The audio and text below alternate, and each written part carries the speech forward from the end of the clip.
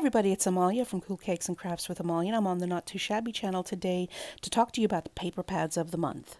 For the month of May, Patriotic Waves and yay for the red, white, and blue are the paper pads of the month. The red, white, and blue paper pad is all plaids and ginghams and glitter paper without the mess, which I love. And for Patriotic Waves, you've got lots of floral images and flags and pugs. And I love the quality of the paper pads of the month from the Not Too Shabby shop. They are heavyweight, brilliant images, and I decided, even though there's 4 pages of cutouts in Patriotic Waves, I needed smaller sized images for my project today, so I took my fussy cutting scissors and went ahead and cut out some of the smaller images. Today's project is my latest paper crafting obsession, which is memory decks. Memory decks is like the old Rolodex system where you would save people's names and addresses on this type of card and use it in a file system that just flips through super easily. And so people are using it nowadays. Instead of keeping names and addresses, they're using it for all sorts of information keeping or memory keeping. With the beautiful paper from Not Too Shabby, I'm using a stamp and die set from Paper Tray Ink called Desktop File Inspiration. It comes with 2 dies, which are the smaller ones, and then I purchased some additional dies from the Scrapbook Expo. I've already completed one of the cards, and it's a picture. This one is a picture of me on my own, but the other one that I completed is one of me and my friend Tam at an annual art retreat that we go to. And I really don't know what I'm going to be doing with these cards, but as I slowly go through these projects, I know exactly what I'm going to end up doing with these cards. The picture that I took of myself was either one spring or one fall day. Towards the end of the day, I was in my car and I had my phone in one of those phone holder things, and I was trying to arrange it and get it set right so that I could drive home and easily look at the GPS guidance while I was doing that. And I'm just trying to figure out where I'm going to put this and how I'm going to arrange it. And it was totally by accident.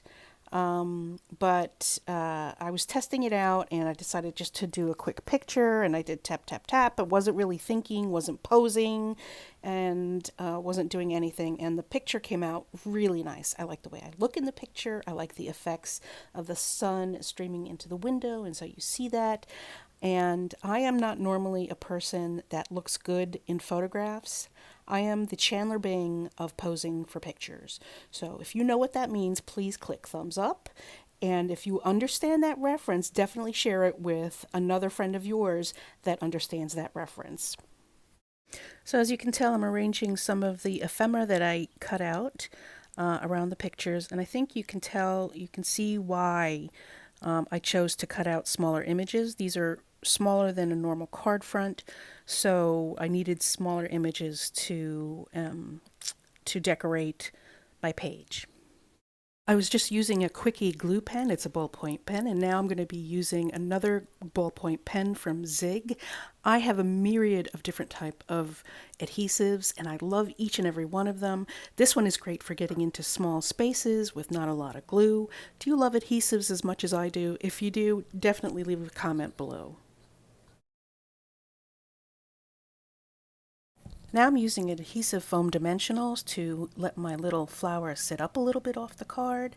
And if we counted how many adhesives I used so far, I think we're at 4. Now, if you're new to paper crafting, you don't need that much adhesive, and you don't need that many different types of adhesive. I'm just an adhesive junkie. I'm going to adorn the back of these cards with some of the stamps from the Desktop File Inspiration stamp and die set from Paper Tray Ink. This is from 2012, so it's no longer available, unfortunately, but I am sure there are plenty of lined stamps or other stamp sets out there that you could find to do this type of thing with. I am outlining the back of some of the ephemera that I cut out. I'm using a black Sharpie pen. I think this helps cover the white core cardstock and also adds a little bit of dimensionality to the piece that I cut out and makes it stand up or stand out a little bit. Next, I'm going to take another stamp from the set for color combos, and I want to make it so that it's actually a list of 9 or 10 rows instead of the existing 5 rows that it has. So I'm going to kind of try to do some overstamping, and spoiler alert, it didn't work out exactly, but it worked out good enough. So I'm going to say done is good enough. That's the way the saying goes. And as you can see, there's like this little extra line, small line in the middle, but that's okay. I'm going to make it work. There's some smudges in there. I'm going to make them work. There was some skips in the stamping. I'm going to just fill them right in. Not a problem. I'm going to make it work. I'm the queen of my crafting domain, and I make things work. This is my mono sand eraser. This is the gift from the crafting gods, and I'm just using it to scrape off a little bit of that smudging that happened. And of course, I'm breaking out my trusty old Sakura Jelly Roll white pen to dab some white ink on top of that little extra smudge that's left over, and it works like a charm.